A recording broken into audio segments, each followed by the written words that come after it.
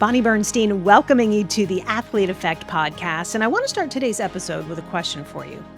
Are you a leader? Are you on a leadership track? If the answer to that is yes, how prepared are you to have all eyes on you, to have the final say on major decisions? Are you ready? Or does the thought of having that much power make you question yourself or make you feel anxious or worried about making a mistake and how that mistake could possibly cost you your job? Well, I'm here to tell you, you're not alone. I've been there. Today's guest has certainly been there. And Jacqie McWilliams Parker is going to share with us today how she has channeled her inner athlete to work through those moments of self-doubt to thrive as the first Black female commissioner in NCAA history in any division. Jacqie is the commissioner of the Central Intercollegiate Athletic Association, the oldest HBCU conference in the country, historically Black colleges and universities. And in her words, sports saved Jacqie's life, and you're about to hear why. Jacqie was a two-sport athlete playing basketball and volleyball at Hampton, and she was part of the Pirates' D2 National Championship hoop squad in 1988. Jacqie spent nearly a decade at the NCAA before her current role. Among her positions, she ran the men's and women's basketball tournaments. And in addition to her CIAA duties now, she also chairs the NCAA's Committee on Access, Opportunity, and Impact. So if you've heard about women's wrestling, stunt, acrobatics and tumbling becoming championship sports, or how women's flag football is an emerging sport, Jacqie has been an influential voice in all of those discussions. I know lots of you listening today are interested in sports as a career. Jacqie has some great advice on pursuing a job in college athletics. And this one's super important and very relatable. How can we manage conflict? Because one bad decision can change your life. If you are new here, welcome to the Athlete Effect community. If you wouldn't mind taking a second, please subscribe to our podcast and social channels, rate and review our work. It only takes a sec, but it really does mean the world to us. Okay, time to embrace the Energizer Bunny that is Jacqie McWilliams Parker. Two-sport athlete at Hampton. At the time you were going, it was Hampton Institute, but now it's Hampton University. You were part of the Division II National Championship team for basketball. You played volleyball as well. You were a walk-on for both sports. Were they making athletes smaller then? Because you were all of 5'2", and I just want to know how this all happened. I never ever thought about my size. I just know I wanted to play. I mean, I'm from Colorado and I moved. My parents gave me an opportunity to go to Hampton. They agreed they would pay for my first year. And I promised them if I got a scholarship, like I could stay. Because it's expensive. Hampton's a private institution. And got in touch with the coach, and Coach Sweat at the time, who just passed away, invited me to come be a part of the team. And I tried out, I worked out. Now, I probably was one of the smallest on the team, but you were a point guard, so you just need to be a good passer, I need to be right? fast and quick and, play the game. And volleyball, same thing. Like, I just love the game. It's not easy to start as a walk-on and earn a scholarship. What do you think enabled you to do that?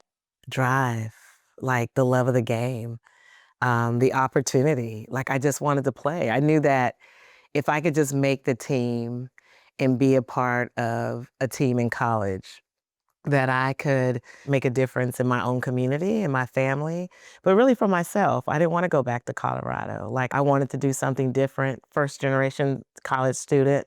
It was a pathway. How much of that journey from walk-on to scholarship athlete has played a role in the work ethic that has helped you be so successful as a leader in college athletics? I think because I was a walk-on and I earned my scholarship the next 4 years in basketball, but I still played volleyball. I think the discipline, it was hard, like to play two sports. My freshman year, my coach almost sent me home after the first semester. Which coach? The basketball coach or the volleyball coach? Okay. Yeah, like I made the team, but I wasn't making the team on the academic side. And he was very clear at midterms, like, little Jack, there was 3 Jackies, little Jack, you might have to go home. And I was like, Coach Sweat, please. He never had to say anything else to me after that point. So I think, prioritizing what was important for me. It was to play sport, and I needed to get a degree, and I didn't need my parents to pay for me to go to Hampton. And once that happened, I knew that being driven, being committed, and disciplined, like those are the things that I still carry on. And I love winning. I like to win in life, but I like to win on court. And so I wasn't winning in the classroom. And to say that I was losing was like, get it together. And I did. So you get it together in the classroom. You obviously get it together because you won a D2 national championship in hoops. And you also had an early taste of leadership because you were a captain for both teams. Who would you say really informed at an earlier age what leadership needs to look like if you're going to be effective at it? I'm going to say my mom for one reason. And I know we say our mom and our dads, but I only got in sports and activities because of my mother. We were military kids. There's only two of us, and my sister passed away a couple of years ago. But we traveled. I'm 9 years older. It was just me and my mom and my dad, and sometimes just me and my mom. Bowling was my first sport at 5. So I was bowling at 5 and crying because I hated losing and watching my ball. But I think the activities and just showing me that, one, I needed to be active and that playing sports was, I think, important to her because she didn't have the opportunity to play. Right. And I know she loves football. She loved wrestling, like all the things she would sit all week. Really? Oh my gosh. So your mom played more of a role in you getting involved in sports than your dad did? Yeah. Huh. Yeah. It was her. She's the one who came to my games. She's the one who took me to the games. When we lived in California, she got me on the track team. She got me on the cheer team. I mean, and she drove me across the city to get me to those practices. Yeah. And so to watch her lead me, like, and to drive and have the drive to get me where I needed to go, I thought that was pretty incredible. I don't think I ever captured that until I got older, because otherwise, how would have I known that playing sports was something that I could do? When do you think you came to that realization? Because we all have these conversations. You're very involved in Women Leaders, which is a huge industry organization for us. Do you remember when you actually connected the dots and said, wow, all of these things that I did in sports are now playing a role in me allowing to thrive in my career? Maybe it hit me most, I don't want to say when I took this job as commissioner, because, I'm 34 years in the game, not including what I've done in playing in sport. But I recognize as a leader, as you said, like I think I was just born to lead anyways. I don't even think my mother exposed me, but I think I've always been driven to be a good teammate, a kind teammate. I would be the one that if nobody picked you first, I would pick you to play on my team. That's also compassion. Yeah. Which is a great leadership skill that I don't think we talk about enough. Like nobody wants to be left out, right? I know what it feels to be left out. And so I think I'm very intentional about not leaving others out as best as I can. Now I'm gonna need you to step up and play. Like you don't have to make the shot.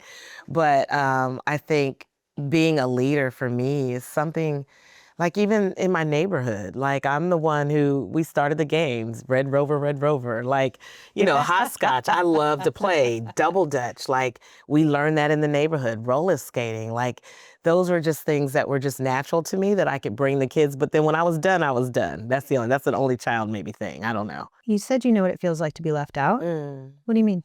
I always liked to play.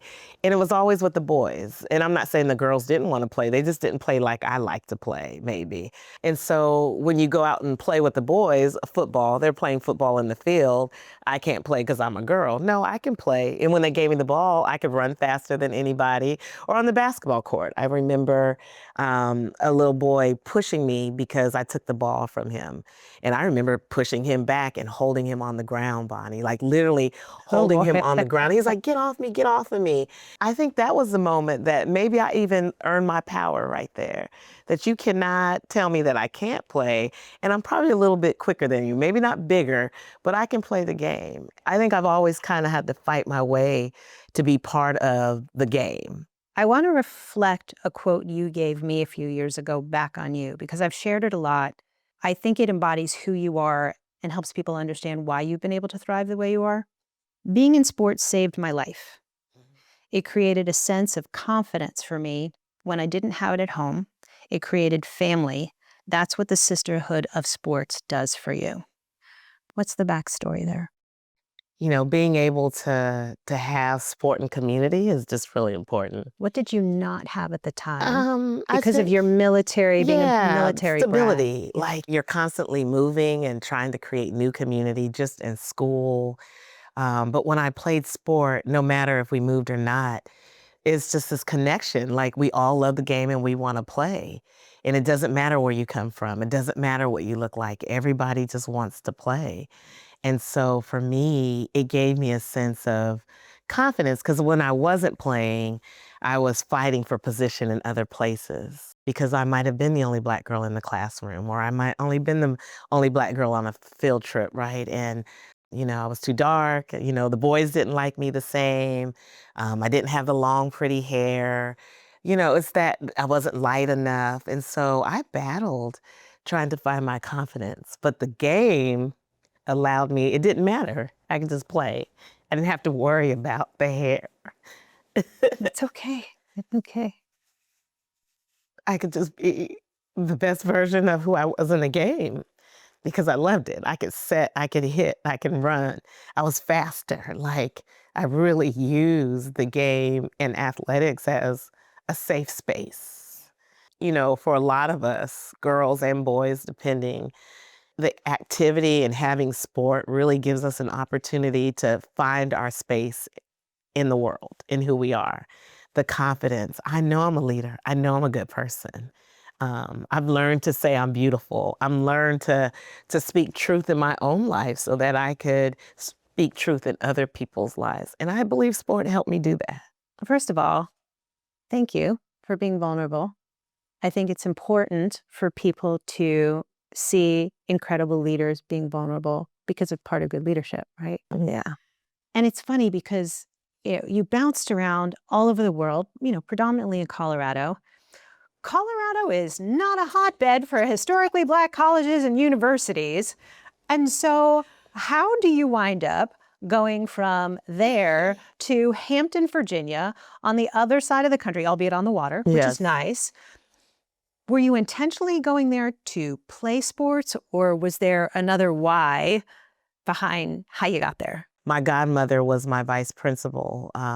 She was from New York. Her niece went to Hampton, and she mentioned Hampton. So we started doing research. But the HBCU, I was just very intentional about wanting to be in a culture and a climate where I thought I could thrive. I had lived in all the other climates. I wanted to be somewhere where I felt like I could fit in. I didn't want to be in Colorado. I wanted to go to HBCU, and I wanted to be on the East Coast. That national Division II basketball championship team in 1988. What is the core memory from that experience for you? I've never played with such phenomenal women who love the game. And Coach Sweat was probably one of the best coaches I ever played for. Like he treated us like women and he spoke to us like women, but he was in the military too, but he was very intentional about training us to be prepared emotionally and spiritually and physically. And my best memory is like we won that championship, but I have never won a CIAA basketball tournament. One of the big reasons why girls drop out of sports, Jacqie, is a poor coaching experience. Having had a coach like Coach Sweat, who was such a tremendous influence, somebody you had stayed in touch with and had a wonderful relationship until his recent passing, what can you share with people watching this show about how he coached women that you think every person who coaches a girls' team would value? I would say that he was fair. He made you work hard. But the way that he communicated with us, I think that's the thing. Like, don't shame your players. Like for me, you don't know where these young ladies have come from. I've been able to stick it out because I'm a pretty tough cookie, but that doesn't mean my heart. It doesn't mean what you say or how you shame me doesn't make me feel even worse before I even got to the university or I got to the team. I think we have to be mindful that every player is different, that every player brings something, some background, some trauma, maybe no trauma. Maybe they have support, maybe they don't. And how you speak and treat a young woman carries a long way for how they will see themselves, build their confidence, and treat other women. We're going to take a pause. On the other side, Jacqie gets candid about struggling with embracing her power when she finally lands her dream job. And if you are an athlete contemplating playing in college, or the parent of a high school athlete and your mindset right now is D1 or bust, you're going to want to hear what the Commish has to say. It may very well shift your perspective. We'll be right back. You have had this incredibly diverse career that has entailed coaching and overseeing compliance at the school and the conference and the NCAA level and being a commissioner. But I want to dig in on the coaching situation right now, because your first really prominent job out of school was at Virginia Union. You got to coach the women's basketball team, which, okay, that tracks. But then you became the first coach for the volleyball team, and that sort of tracks. But then you were assistant coaching the men's basketball team at a time when, the Becky Hammonds of the world didn't really exist. Like, now we have more female assistants. How on earth did you wind up on that staff? we need to know. Oh my goodness. I don't want to say by mistake or whatever. Like when I went People were calling you Little Jack, and they thought you were a guy. They thought put Jack on the men's side. I don't know. It was the greatest experience to work for James Battle. He was our athletic director. He hired me. He always gave me a seat at the table. And yes, I was the head volleyball coach, assistant women's basketball, compliance. So prioritizing what I was doing for the day, small D2 school, private Christian school. But that year we were having a lot of challenges with the team, with the women's team at that time. And I just thought it was best that I stepped down from the women's side and let them move forward. So I'll go coach the boys. I don't want to deal with the girl drama anymore. I'm going to go over and work with the boys. I got dragged in. I was like, I'm good with just coaching volleyball. It was a lot. But then somehow Coach Robbins had the great idea that maybe she should come and coach with the men's team. And it was cool. Ben Wallace was on the team at the time. Oh, was he really? I can tell you coaching the men was kind of fun for me. How are you received? Good. And Coach, this is the funny part. Coach Robbins did not talk. They were very respectful. But we would go into halftime and he would say, Coach McWilliams, can you just step out just for 1 second for me? And I'd be like, yes, Coach Robbins. So I'd leave out for a second so that they have the men's locker room time, I guess, because whatever he was saying it was probably locker room talk. He did not want me to feel disrespected. It only lasted for maybe 1 minute, and then I would come back in. What I learned in that situation with Coach Robbins, because what I thought I was just kind of being a support and learning, he really wanted me to learn the game with him.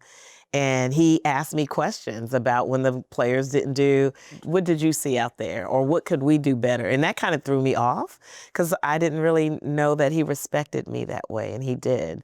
So I get Coach Battle and Coach Robbins, I would say, dragging me into that situation. I think when coaches, like even Coach Battle, he planted a lot of seeds, because even when our women's basketball coach at that time thought that he was in the reserves and he thought he was going to have to leave for a period of time, and they wanted me to be prepared to be the head women's basketball coach, or at least interim. I never really wanted to coach. That's what I kept telling them. That wasn't my passion to coach. It was an opportunity, but I didn't see that in my long-term future. But once he said that I might need to step into being the women's head coach, my mental shifted in leadership. It didn't matter that that's not what I wanted to be.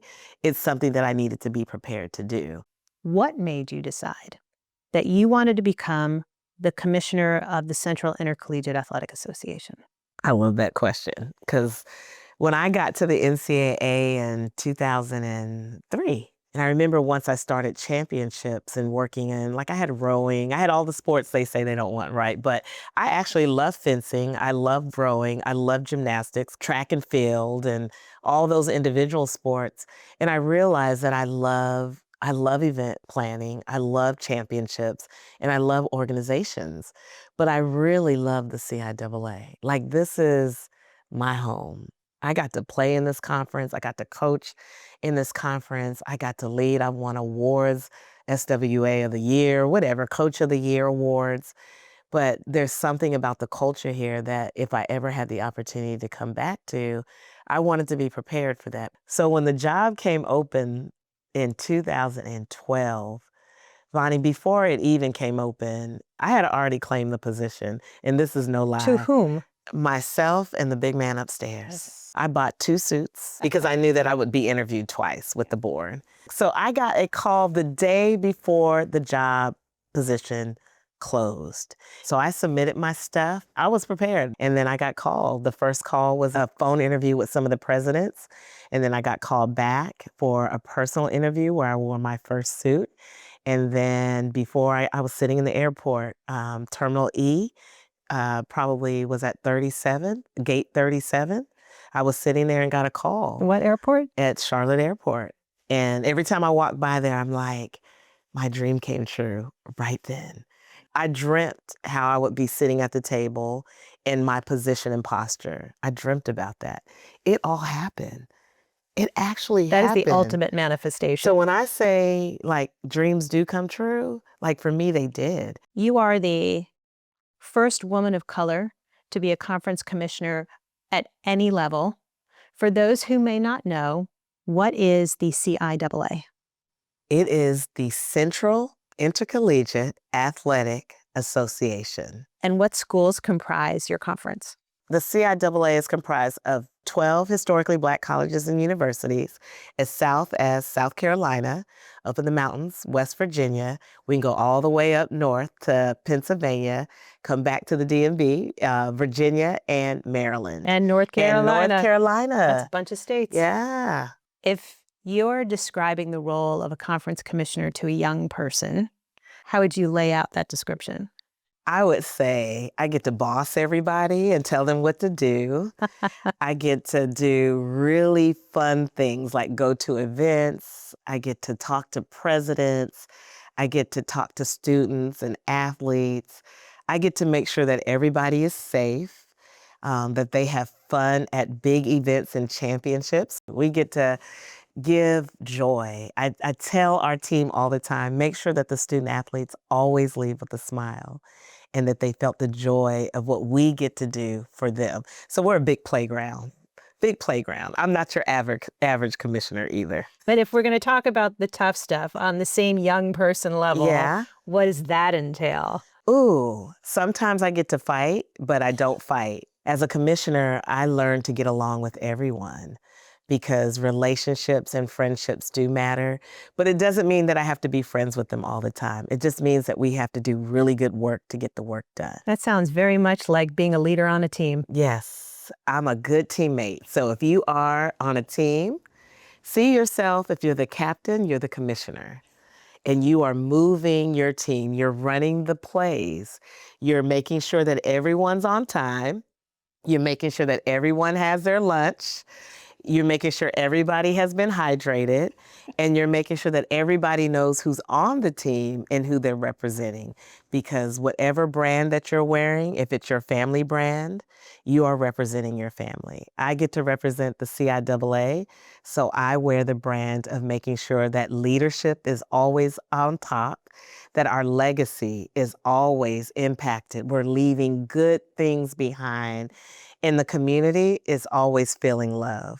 For those in our audience who may not be familiar with historically Black colleges and universities, in particular the CIAA, what are 2 or 3 little historical bullet points that you'd like to share? 1912, we were incorporated in Washington, D.C., Howard University, Lincoln University, one of the first Black institutions to give a degree, Shaw University, the first HBCU in the South, and Virginia University in Virginia, and Hampton are your 5 OGs.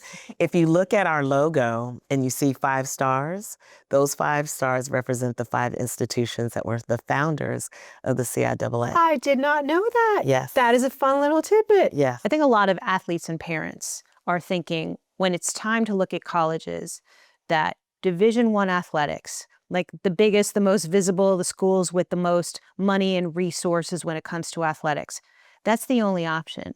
And they tend to overlook or maybe dismiss some of the lower levels, Division II, Division III, and then athletics opportunities at historically Black colleges and universities. As somebody who's had exposure to all of them across the board, what's worth sharing with this audience that might be helpful in potentially reconsidering what the options look like? Yeah, I would say don't limit the opportunity. It's almost like job searching, right? It's the same thing in athletics and to me in sports. First of all, I didn't even know Hampton was Division I, II, or III. I just wanted to go to Hampton. I would tell parents and students, like, your top 5, be generous to all divisions. Like, identify the one school that you really, really want to go to, and then identify a Division II, a Division III, maybe an HBCU or a non-traditional school that you would have never even thought about, because you have no idea what opportunities could be there, and scholarship-wise, culture, community-wide. I mean, I think sometimes we look at the bigger schools and we see the dollars and all the things that we're talking about. That doesn't exist for every student in the world, right? So find the place that you feel like you'll have an opportunity. You can breathe and get your academic success, but don't limit yourself for just one place. To me, the athletic experience is the athletics experience. And no matter what level, no matter what division you play at, what you learn, the leadership, the teamwork, the confidence, the resilience, the time management, it's all transferable. As somebody who's done quite a bit of hiring in her time, how do you view what you see on a woman's resume? Yeah, I think all of it. I mean, if you played sports, that always helps. But we have a staff that never played sports, right? But they love events and they love management and they're good with people. Everybody's got to do their homework. Everybody's got to know the play and everyone's got to know the mission so that we can get to the end goal.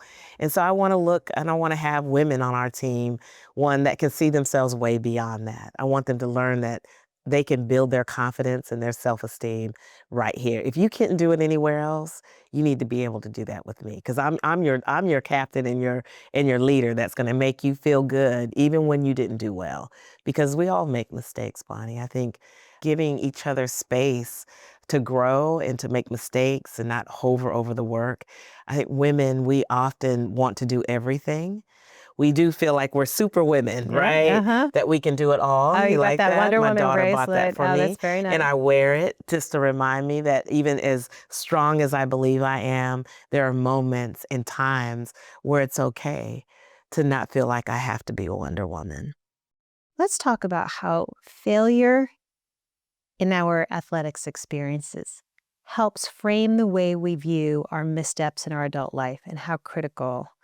Is there a teaching moment that you can remember in sports, what some might constitute as failure, but I like to view it as a teaching moment, that really sticks in your head, that one sports moment, that when you're experiencing a moment of struggle in the work life, you reflect back on and you say to yourself, if I could get through that, I can get through this? And I just remember the transition from my coach my freshman year and transitioning to a new coach that would be coaching me for the next 3 years. Is this Hampton At basketball? Hampton basketball. Okay. That was tough. Very different leaders in how they coached us, both very passionate, but I wasn't used to the style of coaching that came those 3 years. And I had to decide, could I play through it and get my degree? Or was I going to complain through it and get my degree, but not have a good experience? And I decided that I was going to play through it, get my degree, and have fun, because sports saved my life. I needed to be there. And I think in this adult life of being in the career, do I quit when it gets really hard? I came in this job, like I came into dysfunction. I don't care who knows and why they know it. You understood the assignment. But I understood it was a mission. It was my dream job. I came in wanting the challenge. I knew it would be challenging.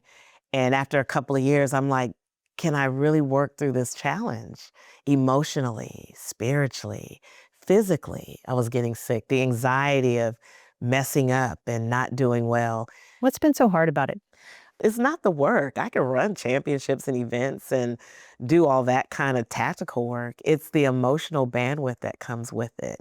And when I say that, the criticism, the judgment, as a woman of color, like, I didn't want to be the first and last.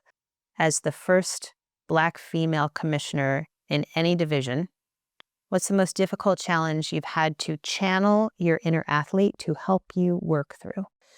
I think it's the confidence of accepting that I am the commissioner and the leader and not just the manager and the role.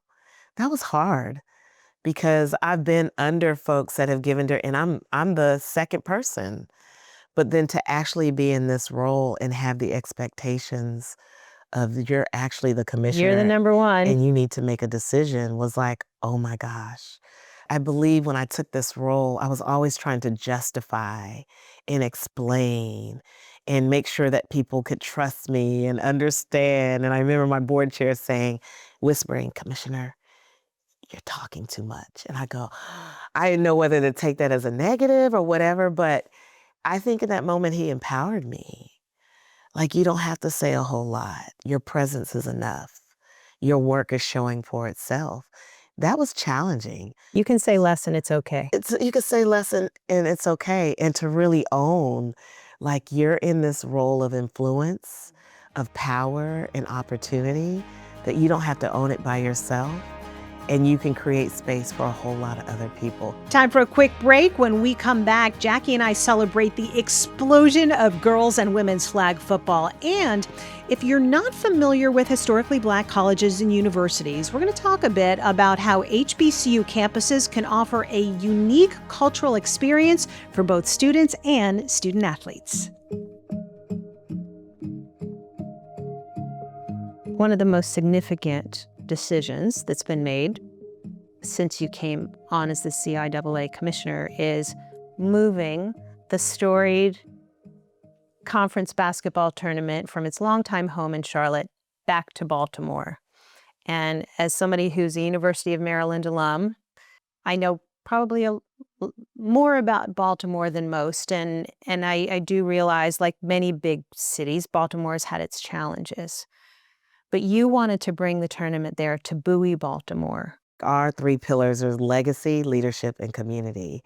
And we have our own challenges too. Every institution and every community that we live in have some of the similar challenges. Baltimore, you just don't see them. Mayor Brandon is phenomenal. He's courageous. He doesn't mind calling the spade a spade. He doesn't mind fighting for the community. The passion around Baltimore is the same passion I have and our board has for CIAA.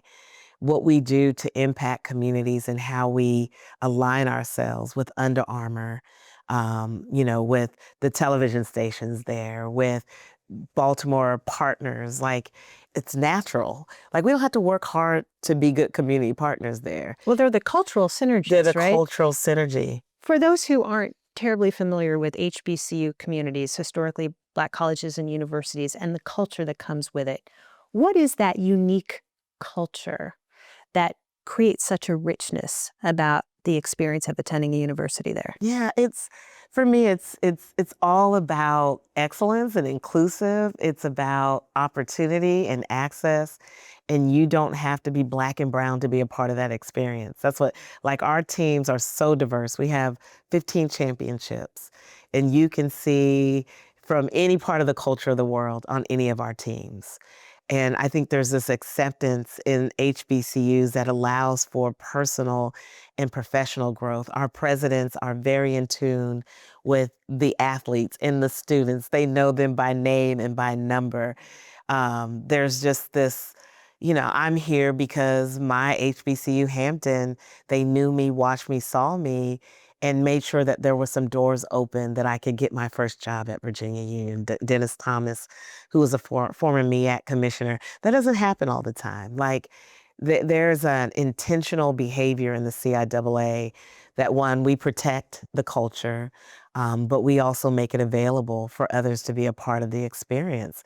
And that's important. And Baltimore has allowed us to stretch ourselves way beyond just Baltimore. This whole national DMV community, like, it's broad. Delaware, Maryland, Virginia. Delaware, for Maryland, those who don't know what the DMV is, we gotta shout it out. Yes, it's a big deal.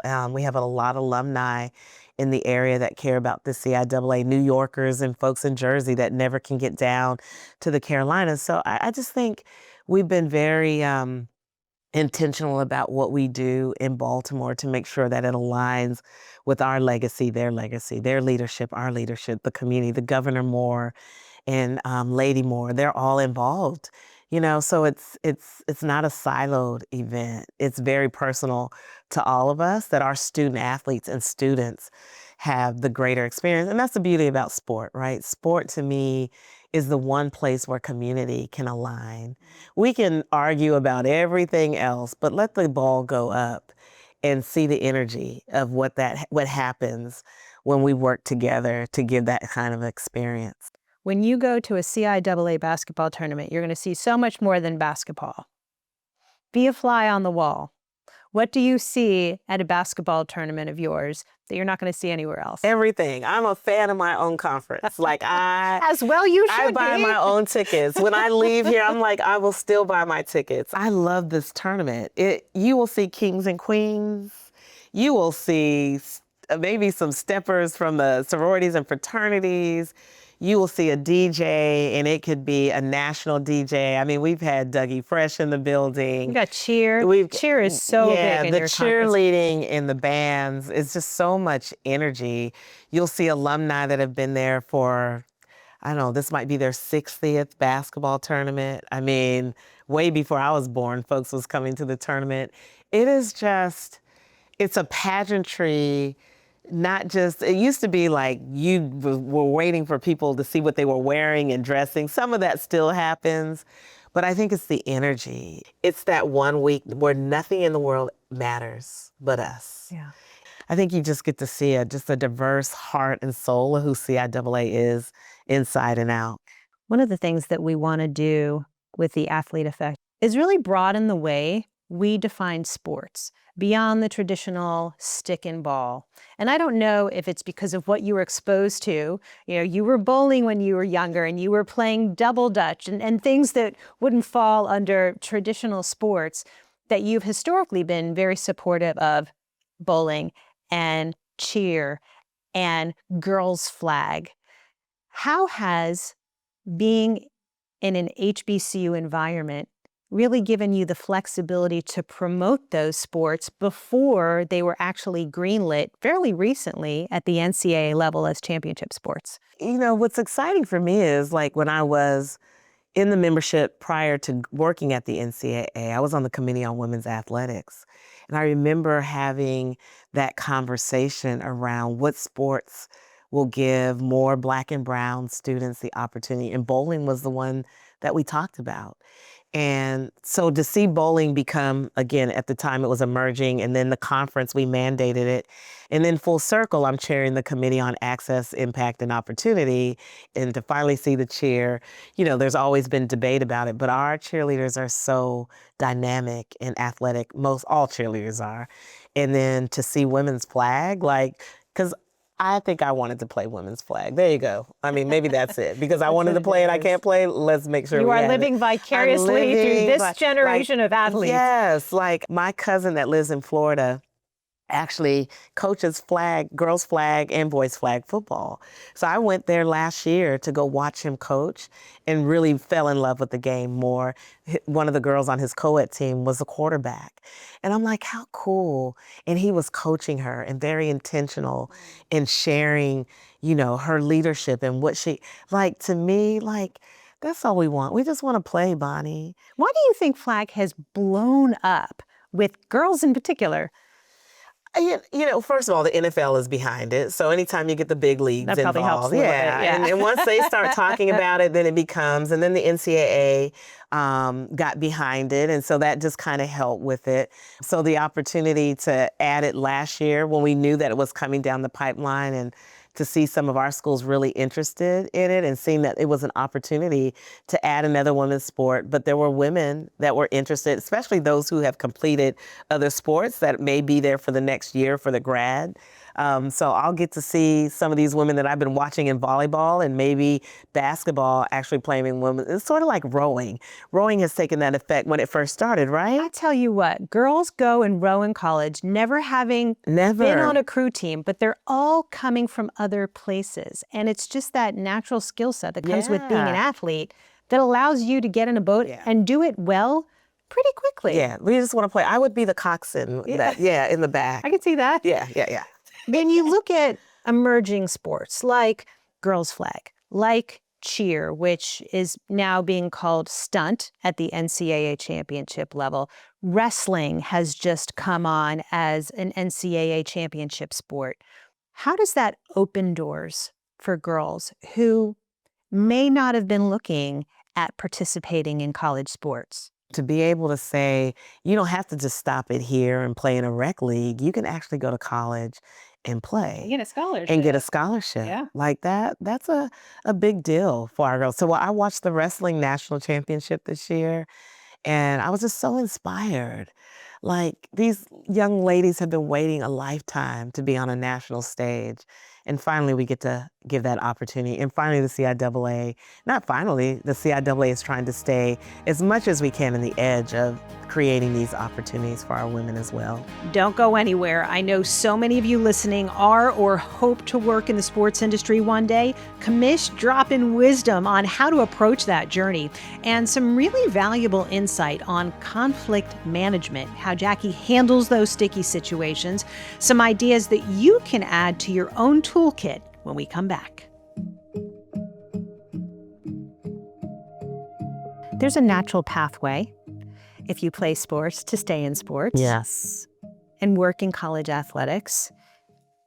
As somebody who has served in so many different capacities at all the different levels, if an athlete is getting ready to graduate from college and they would like to stay within the ecosystem, what kind of advice would you give them to help them create a path? Pie in the sky. If you could write your job, if you could do anything, what would it be? And most of them, I want to be an athletic director. I'm hearing a lot of folks like the marketing and the social media. That's where our young people are in. And what I tell them, don't ever close yourself out. Because I didn't know I wanted to be a commissioner until I actually went to the NCAA and was like, oh my gosh, I want to come back home and I want to lead. I don't want to just work there. I want to lead. I would say don't shut yourself off from any of the opportunities that will lead your pathway to whatever that pathway is. I didn't want to coach, Bonnie, ever. And I coached for 4 years and we did well. I mean, I built a program. That's where those leadership skills come. That's where the winning comes, right? I became the CEO of a very small program that didn't have a whole lot of resources, but we looked good when we walked in. We played hard. We won some games and we lost others. But the way the young ladies felt being in the program was most important. So whatever job you get into or you decide, make the best experience of that and make it better than what it was before you got there. One of the more recent priorities that you have set for the conference is around conflict management, which is really interesting because there's conflict within our bubble, but there's also conflict outside of our bubble. What are you hoping to achieve by investing more resources, both with your staff at the conference office, with coaches, and with players that will help them be able to navigate conflict when it's time, particularly for the athletes to go out in the workforce? Yeah, part of our message with them is somebody's always watching you. That's an important message. Somebody's always watching. You're the brand for yourself, you're a brand for your institution, you're a brand for the conference. What we don't need is that the brand is being misjudged or misinterpreted because they see something that happened on the court or you get upset and the coaches are like, all of that is, there's got to be a better way to move our energy with our emotional intelligence. Because if you do it here, you're probably going to do it somewhere else. Just like our parents say, if you do that here, it's most likely. So to really get them to think about how do you want people to see how you do manage? Challenges are part of our life. And what I say here, we're a conflict management organization anyway. Conferences, national office, that's all we do. We burn out fires. We manage conflict. Yeah, we give you fine. We create championships and we manage conflict. Right? That's why you have governance structure. Right. But I think out of that, what is it that you want to get out of that challenge or that conflict? How do you enter into the conflict? And when I tell my team, everything doesn't have to be conflict. It might be conflict to you because you might feel a little insecure. It might feel you don't know how you're going to be judged or what is going to be said. But, I think growing and teaching ourselves to be a little bit more mature and confident in having conversations and managing situations that if we don't manage them right, it can impact your entire career. It can snowball. It in can a take really one little adverse way. Yeah, one little conflict could change your whole world. What's an example of conflict that you have navigated recently that helps you understand how much you personally have grown in your approach to handling conflict? Oh my gosh, Pani, we can be here all day. Being bold enough to let go of people, even partners, that don't align with me personally or doesn't align with the organization. Those are hard for me because I am personally engaged with everything that we do. My heart is involved. I'm not a transactional leader. I consider myself very transformational. I like to do new things. But sometimes not everybody can go along with you on the journey. Some people don't even celebrate you on the journey, even when they see you rising. That's personal and that's professional. And I've had to really work through that the last couple of years as a leader, losing close people. Because I'm not competing with you. Like the CIAA, my colleagues in the other 4 conferences, we are very close. And I admire each and every one of them for things that they can do. And I wish that I could do some of it, but that's not who we are. So I have to accept that, right? And not put myself in a position where I feel like if I don't do it, we're not competing well or we're not in the same alignment with them. And I think the challenge of just being okay with who we are in advancing our mission and the great work that we do here is okay. It doesn't have to compare to anybody else than what we're doing. Do you have a step-by-step process when something raises your heart rate and you're tempted to react? What is your process from this evolved conflict management perspective? I think I've learned how to actually take a piece of paper, or even my phone, and I jot down, I brain dump a lot. Because if I don't, I feel like I have all these ideas and thoughts and emotions that I can take a whole lot of places that probably don't need to go anywhere. And so the brain dumping helps me, but I do pray a lot for discernment with people, relationships, our team, to really be able to decipher who's in and who's not, who's good for me, who's not. And I talk to my board chair. I think the fact that I can even call any of my presidents and say, this is what's on my heart, or I'm struggling here, to give me some wise advice. Well, maybe you need to just rest. How about you take a week off and then come back? There's something to be said for sleeping and coming back on the other side of that and just allowing emotions to process. Yeah. And I think some of that is when we don't, that's when I get overwhelmed, when I'm so exhausted that I'm going, and I'm thinking the world is crashing because I hadn't got enough rest and I haven't stopped. So when I do stop and get rest, and I have my team to hold me accountable for that, and my husband and my daughter, to know when I'm moving so fast that if I don't slow down, that list that I put together is off the chart. And I don't want it to be off the chart. It's not going anywhere good. It's not going anywhere good. Yeah, the emotional bandwidth of trying to manage expectations. If you don't, that's where the conflict, because now I'm mad. I'm mad because I'm tired. So now everybody else has got to feel the wrath. And when we're in championships and things are going, there are some things I'm not in the mood to hear about today because I just got off a phone with this, I just did this, I did that, and you're telling me what? So trying to manage that for my team, I think is really important. It's very obvious that you've done a lot of work and you've gotten to a place of comfort when it comes to dealing with hard things. I also know you've gotten to a place of comfort with how you present. And I'm speaking specifically about your locks. And I have so many friends who are women of color, women in our industry who are constantly being told, straighten your hair. And I know you decided to put in your locks a couple of years ago. What happened that allowed you to get to that place of comfort?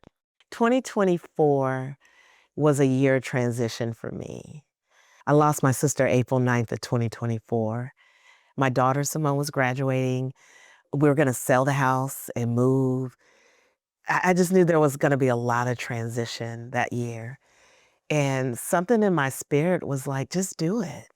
And I always go back to the story of Samson and Delilah. Samson, when he grew his locks and he kept his locks, and it was a part of his strength. And for me, that was kind of my moment. Like, I'm gonna grow these locks, and I don't care what anybody says. It's gonna be my strength, and it's gonna show me how much I've grown in the last 2 years. When I tried the first time in the transition, some things were really said to me by leaders that made me it broke me. And About your hair? about my hair. And I stuck with it. It didn't matter. And I remember saying, like, my hair is not getting the job done. Like, I'm getting it done. Like, And my hair is giving me the my strength to and my do it, hair and is so giving me the I'm strength. staying with it. Yeah. So, and when my mom passed away of cancer, and when she went through chemo and she got rid of her hair and her natural came back in, it was absolutely gorgeous. We've always had perms and everything else. And I remember saying, I'm going to go natural. And she said, just do it. So that's when I actually started going natural before the locks. Honestly, if I go back to pictures and I look at every step of the journey of my hair and what was going on at the time, it has been a pillar of strength for me. I've grown so much in the last 2 years of loss. And leading this conference in a way where I'm just so proud. There's a reason why your daughter gave you that Wonder Woman bracelet. It's a nice gift, but there's real meaning and power behind it. As we wrap things up, I want to ask you about a quote I saw when I was preparing for this interview, because I thought it was really interesting. You said, I don't want to lose the innocence of why we're in college athletics. Now, if I were playing word association, innocence is not the first, second, third, fourth, fifth, maybe even 20th word that I would throw out there. We are in challenging times, and there is, quite frankly, a layer of chaos when it comes to transfer portals and name, image, and likeness, and who knows if conferences are going to realign or what have you. What about the innocence of college sports do we need to make sure remains intact? Yeah, that little girls that are playing in middle school and high school and club, that they don't feel like they're left out. I have a niece, she just wants to play in college. And she's not looked at the same. And she's really, really good. But if you're not in the top 100 or whatever that number is in any sport, particularly our bigger sports, you might get left out. And the innocence of, I'm that little girl where sports saved my life. And if we don't protect what sport is supposed to be about and getting your education and being able to play and to learn all these skills that we talked about today, then we're transitioning into something that it wasn't meant to be, in my opinion. It's still supposed to be fun. It's supposed to be competitive. No matter what division it is, we all want to be treated well. We all want to play. We all want to get our degrees or get the experience that we deserve.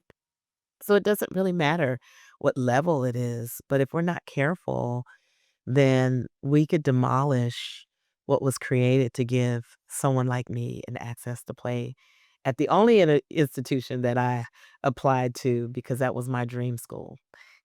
If you could share one closing message that would encapsulate to athletes, their parents, and coaches about the lifelong power of sports that you have learned and want to pass along, what would that be? Yeah, I would say enjoy the journey of sport. I mean, it's a place where friendships, community, hold on to that and protect your mind, body, and soul. I mean, it's tough, for college students and high school kids who are playing competitive, even when you start at 5. I told you I was a bowler at 5, and then I was a gymnast, and we love to play. Like, if you let a kid play all day, we would. But we need our parents to help us balance. We have our mind, body, and soul piece as part of the conference because it's really intentional to think about how sports, can impact your mental and how your physical well-being, even for coaches and administrators. I might not work out every day, but I know I need to get 30 minutes of a walk in. But to do those things that are going to help you and sustain you for the long run. I worry sometimes about those athletes that may get injured or hurt in college or before college, and they feel like they have no self-worth after that. So we have to pay attention to the mind, body, and soul to make sure that the memories and the lifetime opportunities that you get and the privilege that you get to play at any level, that you appreciate it because it's a privilege to be able to play and to go to college or to play on an AAU team, wherever you are, to play hopscotch and to have a piece of chalk, Bonnie. Like, it truly is a privilege, but you have to appreciate those moments because they don't last always. Jacqie McWilliams Parker, thank you for being part of the Athlete Effect Sisterhood. Thank you. Well, wasn't that quite the emotional journey? So many themes I'm glad we touched on today with Jacqie McWilliams Parker. The part at the end about maintaining the innocence of sports, that really hit home. Yes, sports is big business. Pro sports, college sports, youth sports. But it's just so important to remember the why. It's supposed to be joyous. Sports teaches us things that we take with us our entire lives. Shoot, that's the whole point of this podcast. If you are competing at a high level, it is hard. But it's supposed to be the good kind of hard that makes us glad at the end of the day that we've put in the work and the sacrifice. I so greatly appreciated how vulnerable Jacqie was throughout this entire conversation, how sports was her safe space, how she had to do the internal work to show up with confidence every day as the commish. And don't even get me started on the hair journey. Ladies of color who are with us today, I can't even imagine how many of you heard that part of the conversation and you were shaking your head saying, preach. Let your hair give you strength fearlessly. This conversation made my heart so full. I am grateful to the Commish for joining us. I hope you loved it as much as I did. You'll find all the ways you can track down Jacqie and follow the CIAA in our show notes, as well as how you can get in touch with us. If you liked what you heard and saw today, please subscribe and rate and review our podcast. We've got so many amazing women made by sports with lots more on the way. Shout out to our pod squad, Carlos Delgado, Kimberly Neal, and Haley Yellen. The Athlete Effect is a Walk Swiftly Productions podcast, copyright 2026, all rights reserved. Once an athlete, always an athlete. Remember that, and we'll see you again soon.